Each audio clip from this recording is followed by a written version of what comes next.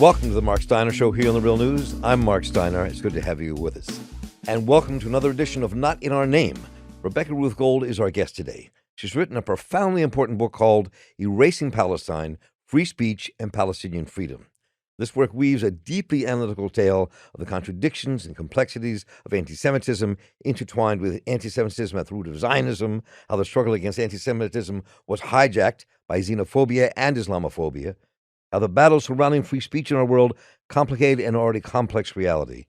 And through it all, she also talks about how great Marxist activists and thinkers like Isaac Deutscher and Leon Abram may offer a path of understanding, that anti-Semitism's demise is wrapped up in Palestinian liberation. And Ruth Gould is also the author of numerous other books, so let me tell you what some of them are. They are Writers and Rebels, The Persian Prison Poem, Prison Hunger Strikes in Palestine, and she's written for numerous publications, London Review of Books, Globe and Mail, and many others, and her work has been translated into 11 languages, which is really impressive. So I want to thank you for joining us today. This is I really good to have you here. It's a great pleasure to be here. Thanks for inviting me. And I want to open with your poem, the piece of it you wrote, because I want to talk about how this all began with your sojourn to Israel and Palestine, and what brought you there, and what you discovered, your rude awakening of sorts when you got there. And this poem you have on page 2, workers greet the dawn behind the bars of checkpoint 300, waiting to build settlers' homes with stolen limestone. So talk a bit about your sojourn, how this book actually began because of going to Israel, Palestine to live and work. Sure. So this was 2011, and I had just received my PhD. I was actually living in Berlin at the time and sort of not knowing what the future held. I did have a degree in Middle Eastern studies, but that was mostly to do with Iran. So I'd never been to Israel or Palestine. I very much wanted to go.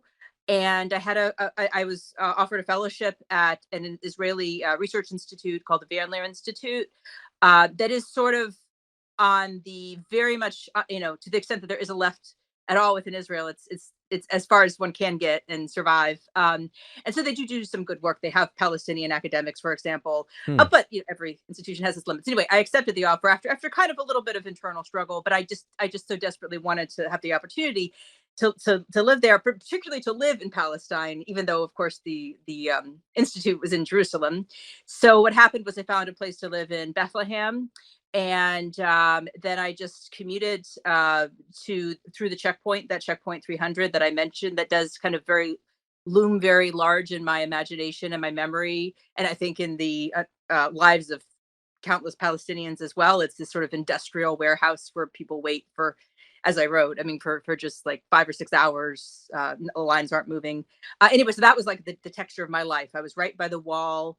And I was really, the time I had spent there definitely made a big impact. But the thing that stood out most was just this sense of like two totally separate worlds that are right next to each other, right? Because Bethlehem is literally just a very short walk from Jerusalem, but it's it could be 4 hours, just waiting in line, the commutes.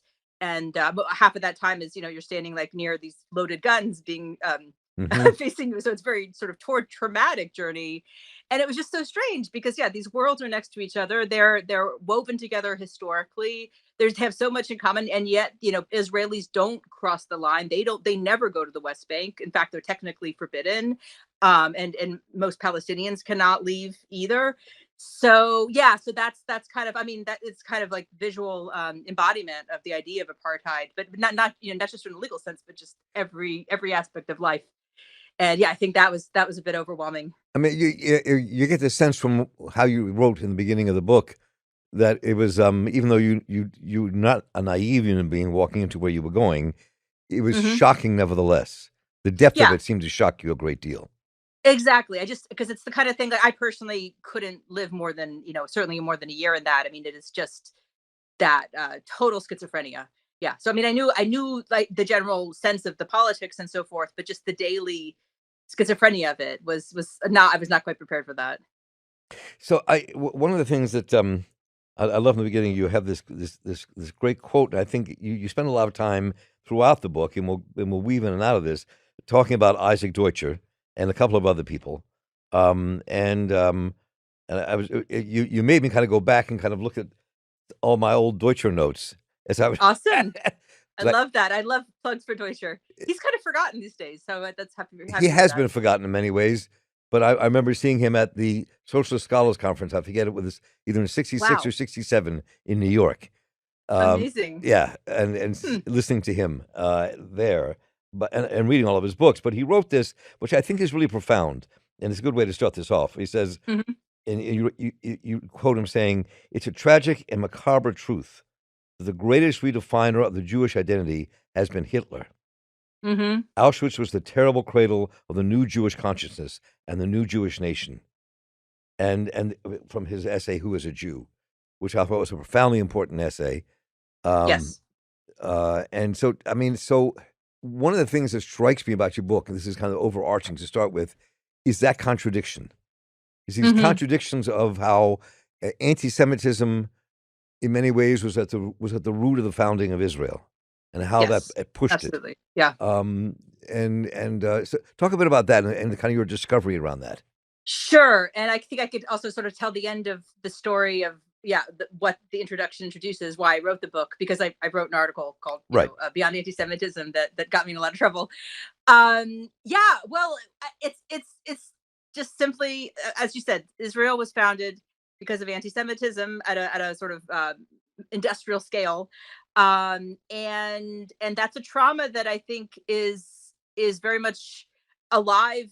I mean, it shapes very Israeli sort of life. I mean, based on, I'm thinking of my conversations at the Van Leer Institute, having dinners with people, and just how they would kind of process the legacy of that history. I think a lot of the Israelis I spoke with, at least, were aware, who was sort of a little bit maybe on the left, critical of their society and so forth. But they themselves said that, the state was using that trauma, in a way to kind of silence the discussion about the occupation.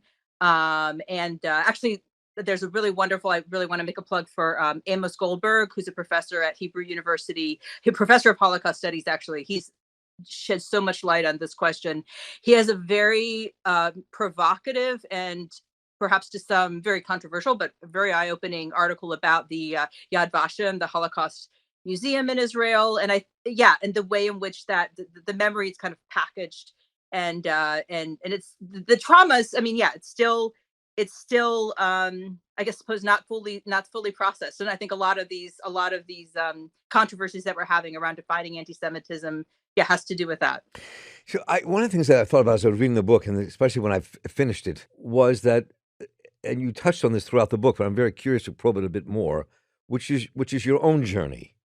Mm-hmm. Mm-hmm. Your journey from being, I mean, when you read your name, it sounds like a Jewish name, Rebecca Gould. Uh-huh. Sure. But your family's kind of losing who they were as Jews over a couple of generations, and you're kind of rediscovering that through the eyes of Jewish Marxists and your time in Israel, and exploring this world.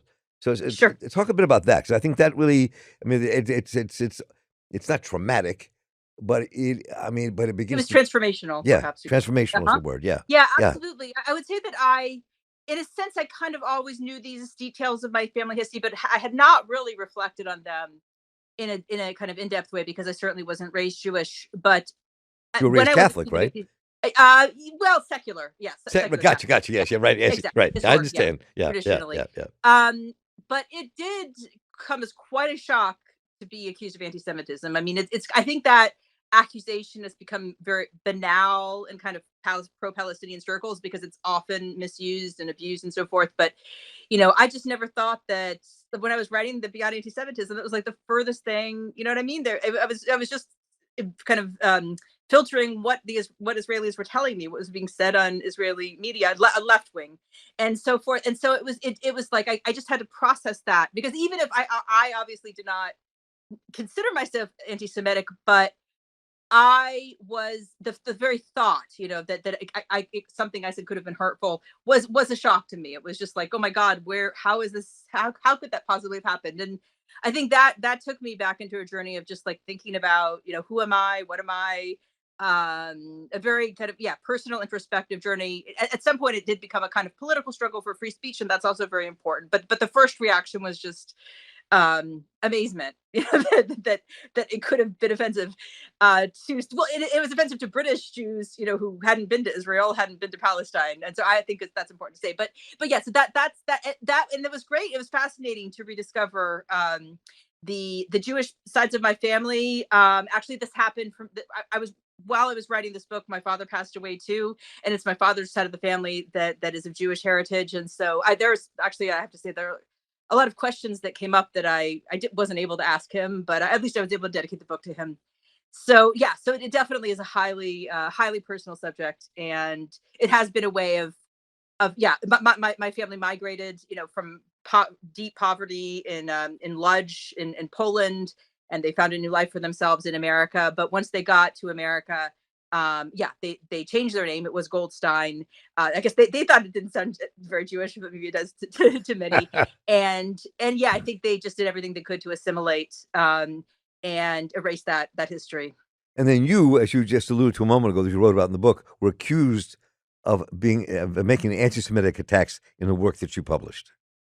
Yes, and it's worth saying, right? So the work that I published in 2011, when I was living in Bethlehem. In fact, I remember when I wrote it, I just come back from Hebron, which is where some of the settler movement has, in a sense, been the most extreme. I mean, many Palestinians live in fear of their lives, and I was witnessing that. I was actually with a colleague from the Van Leer Institute, and we were sort of in a bus. I mean, we actually did go outside, but just again, this sort of dual worlds phenomenon was really overwhelming to me. And yeah, and so I wrote that article. I just think it's important to recognize, like, that's the context I wrote it in the middle of that conflict, right?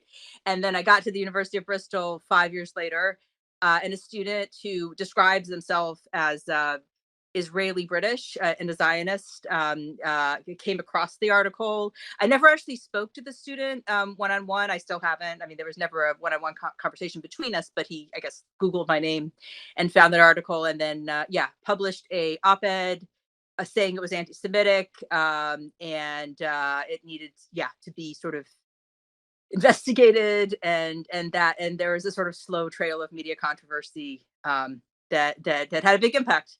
I think it is the important thing to say about that is, that's not just a personal story. This had never happened before in the UK in this sense, because compared to the US, I actually went to Columbia University, where Edward Said was a professor, and there were cases of like tenure controversies around Palestinian activists and so forth.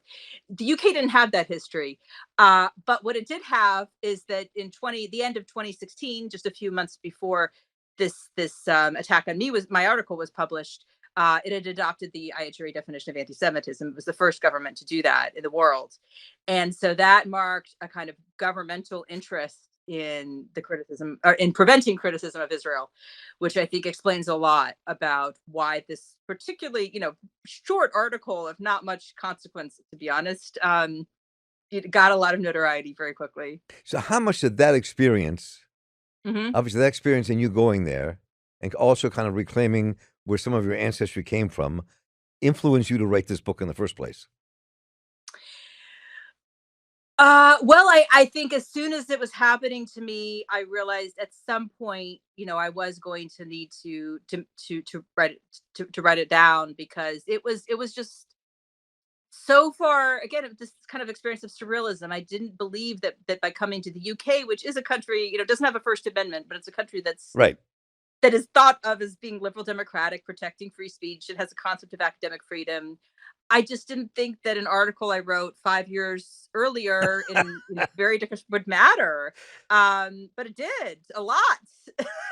I mean, in fact, the very prominent politician called me a Holocaust denier, and he said I should be fired. He said that in one of the mainstream conservative newspapers, and so yeah, that and what was also interesting was that I got the sense that, the university ultimately, they would have reviewed the article. They said it was not anti-Semitic and so forth. So what was interesting was that there was a very sharp contrast between, like, everyone around me sort of knew it wasn't really anti-Semitic, including the university, I think, from the beginning, but governmental pressure, governmental intrusion on this question was so intense that they were just acting at the basically the behest of the government. So the free speech, I mean, that in addition to making me, much more interested in my Jewish roots, it also just really awakened me into that free speech is actually something it's not just like this value that right wing politicians talk about. It's actually something that I Yeah. personally need kind of to survive as a person, because I'm being libeled for things I never said, and I'm not being at that particular moment I wasn't able to speak out because I had to kind of not cause controversy. The university, even though again, like, everyone kind of internally kind of reassured me this is not problematic, but they said don't say anything, be quiet, shut up, our media team is gonna figure this out. And there are bigger issues, right? So that sense of being suppressed, having your voice silenced, and not just my voice. I mean, what was interesting is I felt that what they did do this kind of detailed review of the article, which was really, I mean, it was wrong, I think, kind of from a kind of ethical perspective, because again, I wrote this 5 years ago, so it shouldn't have been relevant, but they did it. And they used the IHRA definition, like point by point, to figure out whether it was anti Semitic. But most importantly, they said that it was written from the United States.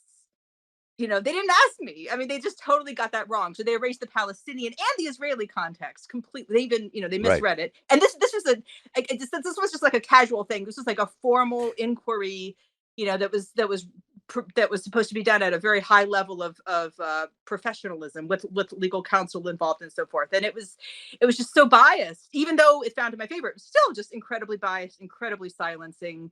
And so that, I think that experience of being silenced made me want to speak out, obviously. And so that, and then seeing that happen to other people.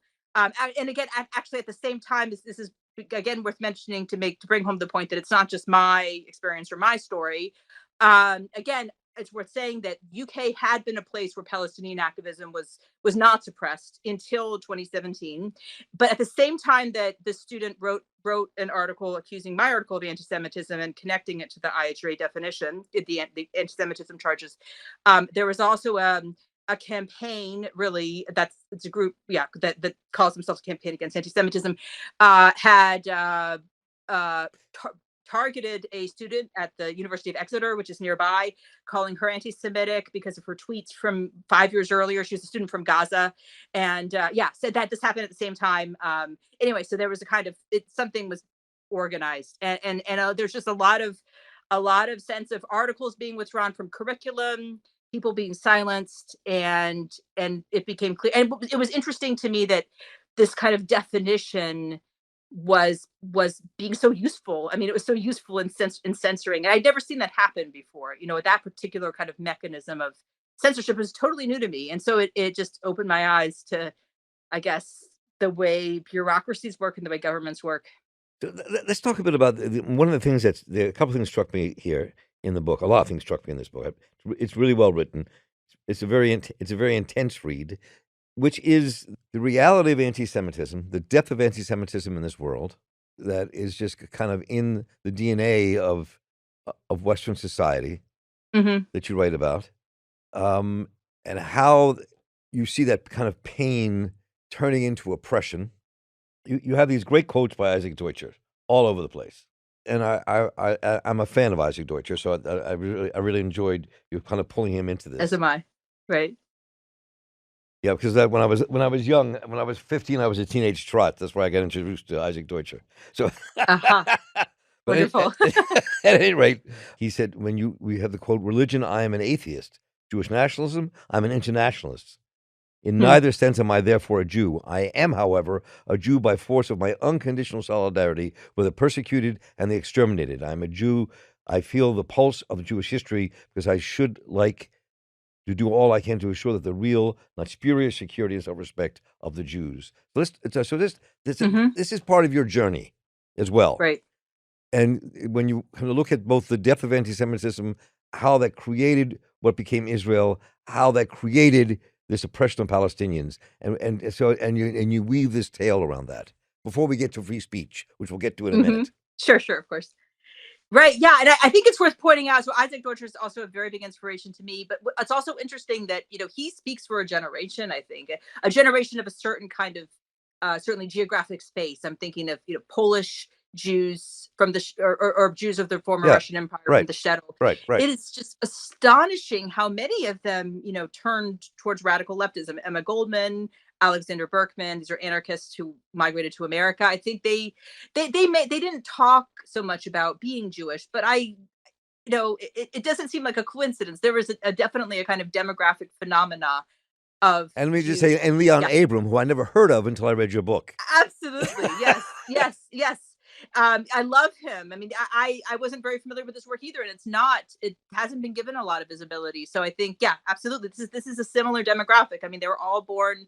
I think everyone, yeah, all of these people I just mentioned, either Poland or the former Russian Empire, and they experienced this is like forced segregation, limited economic opportunities. It was, and that pushed them, and they all became very on the left. They saw themselves as their struggle as one that had to do with workers across internationally, anti-colonialism. Rosa Luxemburg, it would be another. Right. And so, yeah, it's. I think he speaks for a very broad sector of a certain world that is not. A lot of that was annihilated by the Holocaust to some extent, not entirely, but yeah. So that it, yeah, and I'm any chance I can get to talk about. And so I think that's actually a name that he assumed, Abram Leon. I often, for some reason, I mix up the order of names as well. But yes, this is a wonderful author of a book that is called in English, "The Jewish Question." He wrote in French in Nazi-occupied Belgium. And I'm just astonished. So he had obviously very limited access to scholarship or scholarly resources, but working under incredibly difficult constraints. But he produces this kind of scholarly masterpiece about the history of anti-Semitism, incorporating. It's kind of he's inspired by Max Weber, so he uses looks at it through a very sociological lens. But he also talks about colonialism. He connects the exploitation of the Jews throughout history to the way the colonies are exploited. I think that's pretty astonishing. I mean, he was writing in the 40s, and yeah. So that's a tradition that we really need to explore and keep alive and be aware of, at least in the present. So, but then you also kind of go into the whole, I mean, the whole question of free speech, Hmm. which and into the complexity of that. Hmm. It And is complex. right, and so Definitely complex. Yeah. to defending everybody's right to free speech, at the same time talking about the silencing of speech Hmm. that's taking place, especially if it has to do with being with Palestinian oppression. Hmm. And talk a bit about, yeah, so talk a bit about that in terms of what you discovered. Sure. So I think, some of my kind of shock about the whole thing that was happening to me is, as I mentioned already, this sense of being silenced, even when most people I was in conversation with, I'm talking about like university administrators and so forth, even when they didn't necessarily disagree with me, but I was still silenced, right? So, and I think, there's a part of me that I'm not generally sort of very American in most of my ways, but I am of American. I was born in the United States, and I think there was this kind of unconscious First Amendment just orientation to me that really was really, yeah, amazed by the way in which it was seen as just being okay not to be allowed to express one's views, and that so that yeah, that was kind of my personal. At the time, I was also reading about imprisoners in Iran, because that's a book area that I wrote a book on, and there just seemed to be a kind of unexpected parallels between the silencing that they were experiencing and what I was experiencing. And I realized, because I think I'd always thought of free speech as something that either in the liberal democracies, it's something that kind of the right wing only talks about, whereas in maybe places like Iran, it's something that the left is concerned with. But in my world, it's not really like a big issue in my, like, I'm not, I don't want to go out there preaching racism to anyone, so it's not something that I personally have to struggle with. Like, I'm okay with hideous views being silenced. But I think anti-Semitism is a really interesting case, because you know I obviously, I don't think my article was anti-Semitic. But if someone comes to me who is a Holocaust survivor, for example, and says, this article that you wrote makes me very uncomfortable. I think you're too critical of Israel. I guess there's a part of me, maybe I'm a little bit more. You use the word dialectical. I think that was a very interesting word, right? There's a part of me like I think it's important just to acknowledge what people feel, right? So I feel like that it's very difficult to argue about these questions of anti-Semitism. There is so much difference of perception, right? With one person, because I do think there is an objective way of figuring out what's anti-Semitic and not, but I also think there's just a wide margin of emotions and traumas and everything else that goes into this question that we kind of do need to find a way of just respecting everyone's right to feel what they feel and think what they think, right? So if, say, a Holocaust survivor, for example, is probably not going to be in danger walking down the streets of London, right? But perhaps they have this very, very traumatic memory somewhere back in their past that's made them afraid. And I'm not going to be the person to say, okay, they're idiots. Let's just, you know what I mean? They don't have a right to feel what they feel. So I guess what I'm saying is I feel that people, but this is the case though, because still I'm not going to accept, therefore that seeing a Palestinian flag, for them to see a Palestinian flag in London is an example of anti-Semitism. I don't accept that, but I do kind of want to respect where they're coming from. And so in other words, it means that as someone who believes in these different perspectives, the legitimacy of them, I have to acknowledge things that contradict each other in society, right? And there are different perspectives, and I think the question of defining anti-Semitism is an area where there's never going to be a world in which everyone completely agrees. We're not going to get there. And there are some things are black and white, right? Like when to do with hate crimes, but there are other much grayer areas. Usually these are areas to do with speech and attitudes and perceptions. And I think it's more important to just let people debate, let people voice their views, rather than trying to outlaw them. And it's also very difficult. I mean, one of the things in that chapter in your book that struck me was the difficulty to wrestle with, are there limits?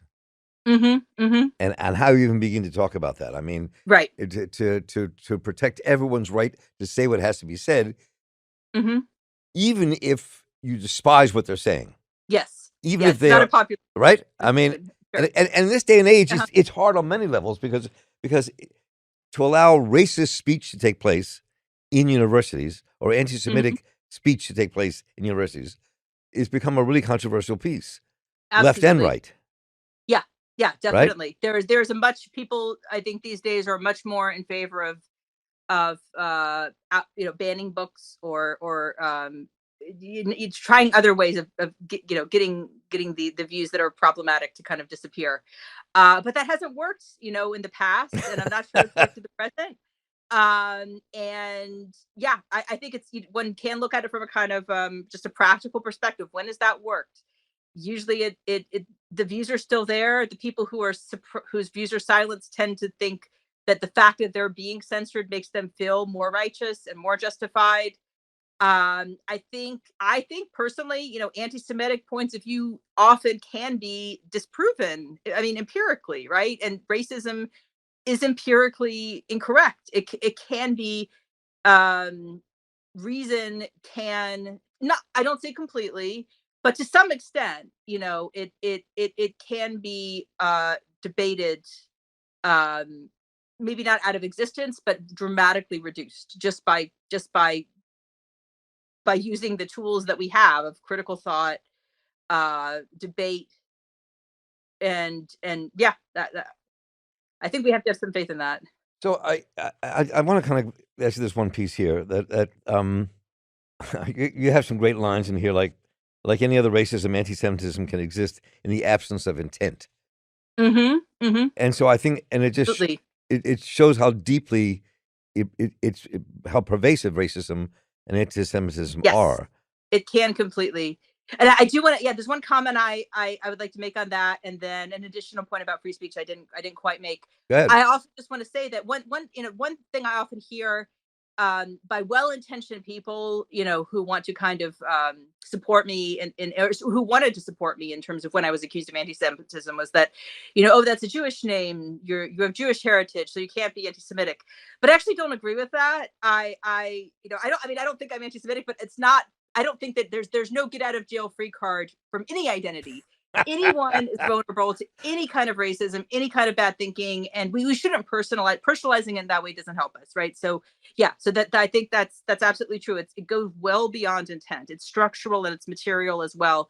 And the other thing about free speech and kind of what my actual experience, of being accused of something and then defending myself against the accusation in a university taught me is that yes, I certainly would want to be part of the movement that challenges racist thought, and I want to be part of the movement that challenges anti-Semitic thought. But the problem is that when you have to think very, very carefully about what kind of agencies and agents, like institutions, are you empowering? Not you personally, obviously, but when we create regulations or laws, but particularly this kind of, like the IHRA definition, is not technically a law, but it kind of functions as a law Right, sometimes. right. We create these regulations that are kind of aimed to eradicate a certain way of thinking or a certain approach, a certain mental attitude, right? Um, just by creating that law, by basically creating a bureaucracy for their implementation, we are empowering certain kinds of institutions to punish, right, or to marginalize. And so it's for me, it's not just a question of like the content of what's right and what's wrong. It's about power. So if you're creating a regulation, you're giving an institution, you're giving a government, like the conservative government, in this case the conservative government of the UK and their various apparatuses, you're empowering them to do certain things to silence certain points of view. And I think that that's problematic, entirely separate of the content of what's being supported and not. It's also about power, and I think that's important to remember about speech. So I wonder what conclusion you come to. And let's talk. I mean, I could Hmm. I could read 10 different passages here, but we only have so much time, right? Right. How you would see anti-Semitism, the role it played in forcing people to go to Palestine, as you quote Deutscher, Hmm.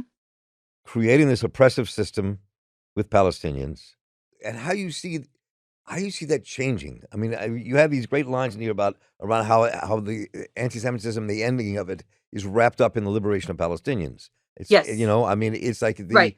it's almost time for new definitions. Yeah.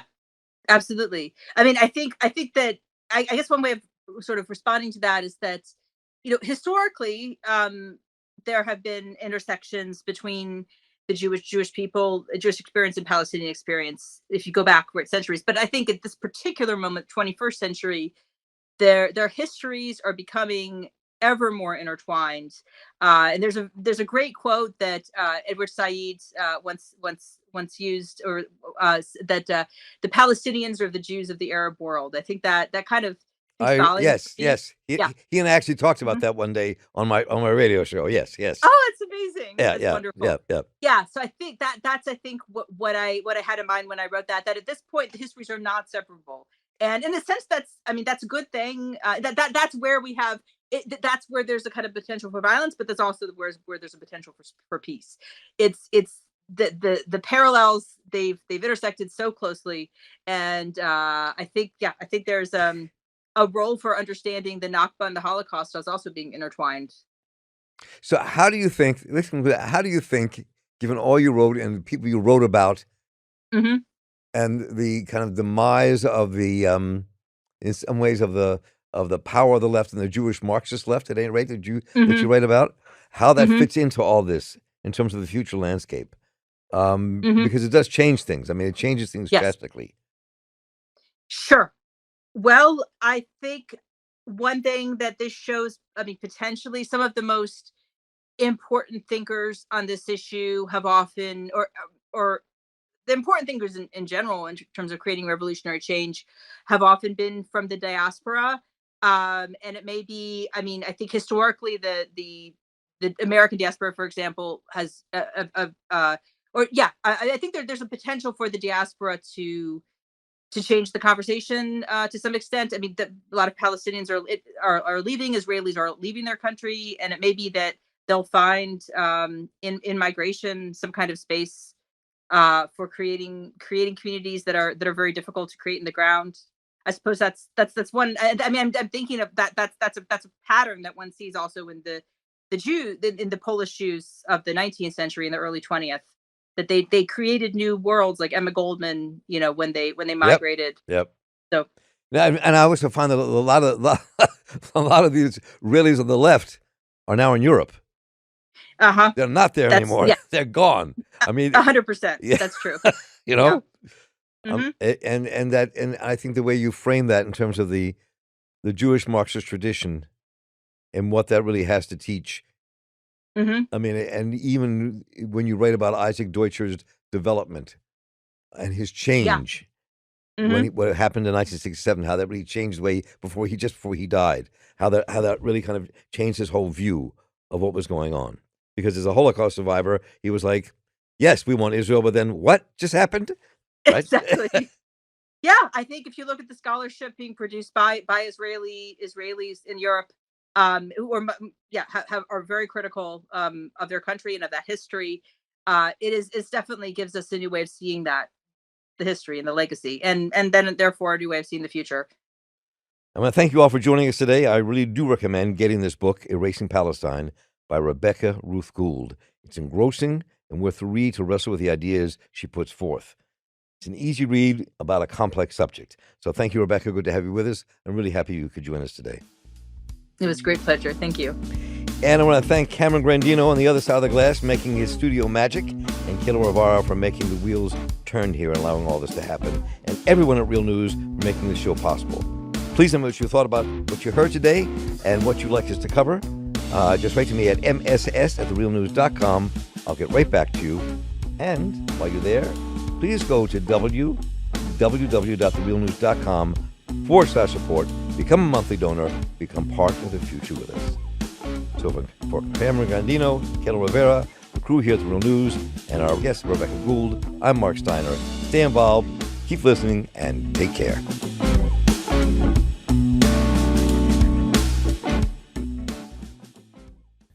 Thank you so much for watching The Real News Network, where we lift up the voices, stories, and struggles that you care about most. And we need your help to keep doing this work. So please, tap your screen now, subscribe, and donate to The Real News Network. Solidarity forever.